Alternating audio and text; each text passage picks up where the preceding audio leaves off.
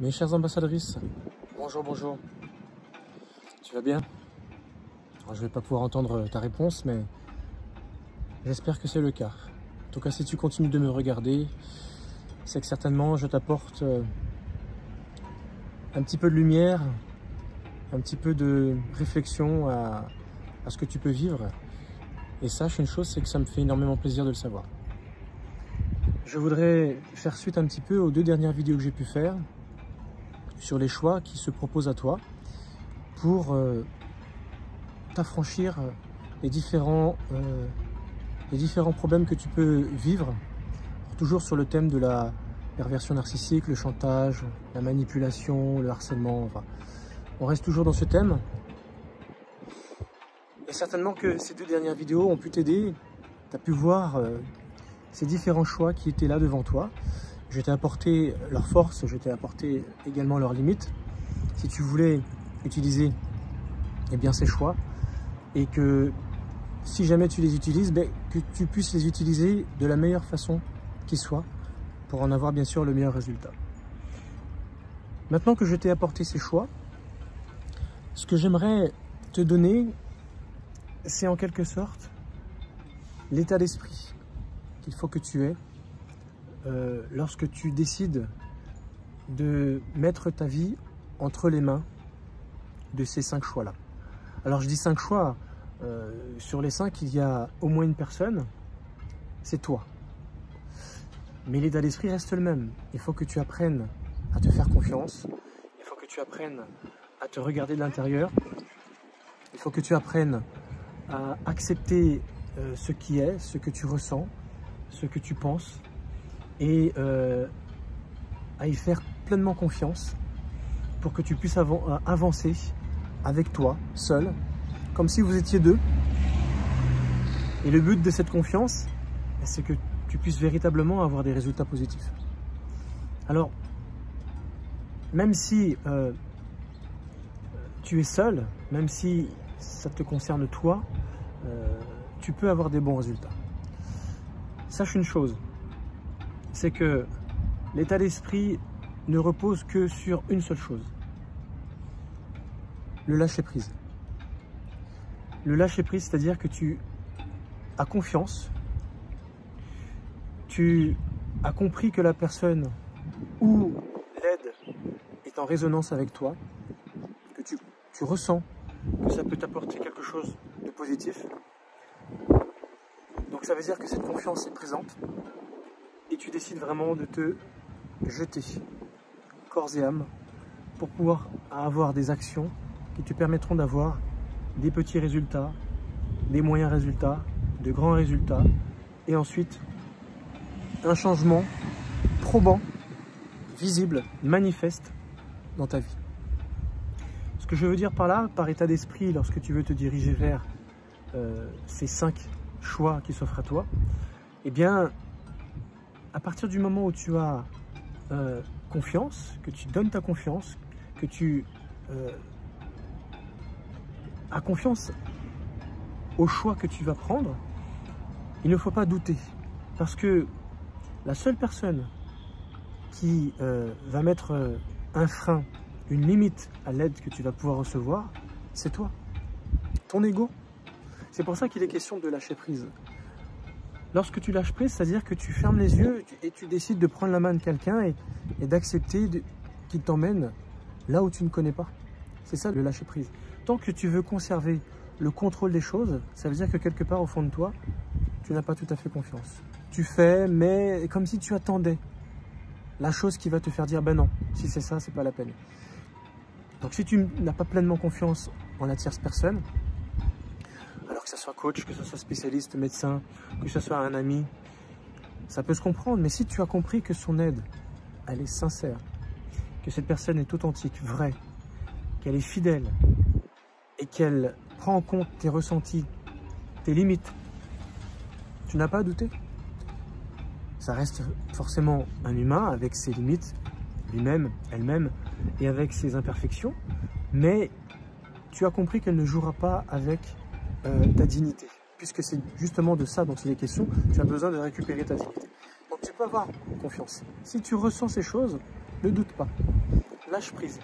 Laisse ton ego de côté, ouvre tes mains, ferme tes yeux, suis le conseil. Si jamais c'est une méthode quelconque que tu as pu glaner sur les réseaux sociaux ou dans un livre de développement personnel, pareil, si tu es en résonance, si tu le ressens bien, tu te dis oui, ça me parle, je me sens en phase avec ces choses, vas-y, fonce et arrête d'être dans la retenue, arrête d'être dans l'ego, ce côté où tu as toujours tout besoin de contrôler, de vérifier. Si je te dis cela, tu sais pourquoi? C'est parce que justement, la personne qui te manipule, qui te fait du mal, la personne qui aura tendance à vouloir, eh bien, se jouer de toi, c'est une personne qui justement n'a pas compris ce que je suis en train de te dire là. Et qui a tendance à être sous contrôle de tout. Elle régente sa propre vie, elle régente ta propre vie, elle veut régenter tout, elle veut tout comprendre, tout connaître, tout régenter pour mieux manipuler. Et c'est pour ça justement que ces personnes sont aussi malheureux et sont aussi frustrés dans la vie, parce que leur seul plaisir, c'est de maîtriser les choses, même si ces choses ne leur apportent pas le contentement absolu, mais c'est le fait de savoir qu'elles maîtrisent et qu'elles peuvent obtenir les choses qu'elles veulent, comme elles veulent, en tout cas s'assurer que ça ira dans cette direction, elles se suffisent à ces choses. Les pervers narcissiques, les harceleurs, ceux qui font du chantage, ce sont des personnes qui, voulant trop être dans le contrôle, en oublient qu'en réalité, eh bien, elles s'expriment constamment par leur propre ego. Elles sont constamment régies par ces limites qui les empêchent d'avoir pleinement confiance en quelqu'un. C'est des gens qui ont perdu confiance en réalité en ce que la vie aura pu leur apporter de négatif, les déboires de la vie, les épreuves qu'on peut avoir, que tout le monde a en réalité. Mais eux, c'est comme si ce n'était pas passé. Et parce qu'ils ne veulent plus souffrir, eh bien, ils préfèrent contrôler, tout connaître, régenter, manipuler les choses, parce qu'ils ont cette hantise, ils ont cette peur de revivre la douleur. Voilà pour quelles raisons ils sont aussi méchants, aussi mauvais envers toi. Mais indirectement, ils le sont envers eux-mêmes. Ils sont durs parce qu'ils n'ont plus confiance en la vie, ils n'ont plus confiance en l'autre. Donc du coup, plutôt que de vivre seul la douleur, ils préfèrent vivre à deux en soutirant toute l'énergie, toutes les qualités humaines que tu peux avoir en tant que victime de harcèlement, pour s'assurer que eux ils souffriront moins que toi. Ce sont des personnes qui sont dépourvues de belles qualités humaines et ils viennent te les pomper parce qu'ils savent pertinemment que tu vas leur donner constamment ces choses. Et c'est ce qui va leur donner un semblant d'existence. C'est ce qui va leur donner un semblant d'être quelqu'un, parce qu'ils sont tout simplement incapables de les avoir pour eux. Non seulement cela, mais en plus ce sont des personnes qui sont incapables de vivre seules. Tu vois, lorsque tu vis une rupture, lorsque tu vis un divorce, lorsque tu vis un échec relationnel et que tu finis par te retrouver seul, c'est une période qui correspond à la saison de l'automne, c'est-à-dire la mort, le deuil. Tu as besoin d'accuser le coup par rapport à ce qui t'arrive. Tu as besoin d'accepter ce qui se passe pour mieux repartir. Ça, c'est une période dans la vie d'un pervers narcissique, d'un harceleur, qui est insupportable. Ils n'aiment pas ces choses. C'est pour ça que, très rapidement, pendant qu'ils sont avec toi et qu'ils sentent que ça ne va plus, ils sont déjà en train de rechercher ailleurs avec qui ils vont pouvoir se mettre, soit en couple, soit en amitié, où ils vont pouvoir rentrer dans le jeu de séduction pour s'assurer que si jamais avec toi ça rompt, véritablement, eh bien ils peuvent assurer leurs arrières avec d'autres personnes. Parce qu'ils ne supportent pas la solitude, ils ne supportent pas d'être seuls, parce que c'est leur moyen de pouvoir soutirer toute l'énergie et de le détourner de la personne sur laquelle ils sont en train de tout pomper. Tu vois? Donc forcément, ils ont toujours besoin d'avoir une personne d'avance voire plusieurs, pour s'assurer que ils auront toujours de quoi se mettre quelque chose sous la dent, de quoi se mettre quelque chose dans le corps pour pouvoir avoir cette impression d'exister et d'être quelqu'un. Donc tu vois, tout ce que je suis en train de te dire là, c'est tout l'inverse de ce que je t'invite à faire. Mais complètement tout l'inverse. Tu as affaire à un pervers narcissique qui te fait vivre la vie dure. Si jamais demain tu te retrouves seul, ne sois pas comme lui. Ne te précipite pas à te remettre en couple. Fais le deuil, accepte le travail du temps à ce niveau-là. Essaye de comprendre ce que tu n'as pas compris. Essaye d'extirper en toi toutes ces douleurs, toutes ces émotions, tous ces ressentis négatifs qui ont pu te faire souffrir. Essaye de comprendre ce que l'univers t'apporte comme réponse, ce que Dieu dans tes prières peut te faire comprendre, ce que ton coach, ce que ton spécialiste, ton docteur, ton ami, tout ce qui peut être une personne extérieure peut te révéler sur toi et sur ta situation pour que tu puisses enfin ouvrir les yeux, comprendre, intégrer, faire ton deuil et passer à autre chose. Tu vois ce que je te dis là? Cette période de temps, le fait que le temps fait son travail, c'est quelque chose qu'un pervers narcissique est incapable de vivre. Il ne peut pas attendre que le temps fasse son travail. Il ne supporte pas le deuil d'une relation où il a besoin, voilà, de se refaire une santé mentale, une santé morale, etc., etc. Non, rapidement il se met avec quelqu'un d'autre parce que sa façon d'opérer, c'est la victimisation. Donc, il va se remettre avec quelqu'un pour pleurer tout ce qui n'a pas fonctionné, se faire passer pour le petit Calimero à qui on a fait subir telle ou telle chose.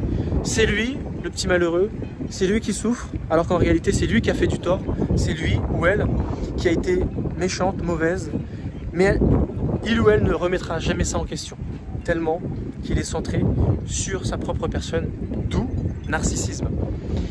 Et pervers parce qu'il use de méchanceté, il use de tout un tas de subterfuges pour te manipuler, pour toujours tirer la couverture vers lui, vers elle, et donner cette impression qu'en réalité, celui qui est plus à plaindre, eh bien c'est lui. Donc c'est une invitation, c'est littéralement une invitation à ne surtout pas ressembler au pervers narcissique. Ne lui ressemble pas. Lui, il est incapable de vivre une période, on va dire, seul. Je ne vais pas dire solitude, parce que être esseulé, c'est pas positif. Tu as le droit d'être célibataire, tu as le droit d'être, on va dire, seul, mais en étant ouvert sur l'univers, en étant ouvert sur ta propre personne, en étant ouvert en amitié, en parlant de tes soucis à des personnes proches, à des personnes avec qui tu peux te confier. Et généralement, on en a une, deux, pas plus. Où tu es ouvert sur ta situation, sur ce que tu as vécu. Tu n'hésites pas à en parler, à glaner des vidéos, à glaner des livres de développement personnel, enfin tout ce qui aura un lien avec ce que tu as pu vivre, mais qui va te permettre de t'ouvrir, ce qui fait qu'en réalité tu n'es pas seul. Même si bien sûr tous les soirs tu te couches, tu es seul, tu te réveilles, tu es seul, tu ne vis plus en couple, mais n'empêche que tu es simplement en train d'apprendre à devenir heureux, seul. Comme j'ai pu te dire déjà dans la précédente vidéo, avant de te remettre en couple, apprends à être heureux seul. Comme ça, lorsque tu te mettras en couple et que tu seras heureux en couple, eh bien, ça ne sera pas une union qui aura été faite par nécessité, comme le pervers narcissique fait. C'est-à-dire, lui, c'est une nécessité. Il a besoin de retrouver un autre jouet. Cette personne sera asservie par lui, par elle, pour obtenir tout ce qu'il ou elle n'arrive pas à obtenir par elle-même. Or, c'est ça mon invitation. Je t'invite à essayer d'obtenir ces choses par toi-même. Et c'est pour ça que tu seras heureuse, seule, ce qui fait que ton union sera une union, non pas de nécessité, mais de choix. Tu vois toute la différence? Elle est là, la grande différence entre toi et le pervers narcissique. Ne te précipite pas, ne te précipite surtout pas. Si jamais c'est le cas, si jamais tu vis ce genre de de situations difficiles à vivre. Voilà, c'est normal, ça fait partie d'un moment de ta vie. Et ce moment où tu vas te retrouver avec toi-même, eh bien ça sera une grande occasion pour toi eh bien, de laisser ton ego de côté, de t'ouvrir, d'avoir confiance, de fermer les yeux et de mettre ta vie, ta dignité, ton identité et le bonheur que tu en retireras avec le temps qui passera par-dessus. Ce que je te dis là, c'est vraiment une pépite, parce que si tu comprends cela, tu comprendras qu'en réalité, être seul est en réalité le moment où tu te prépares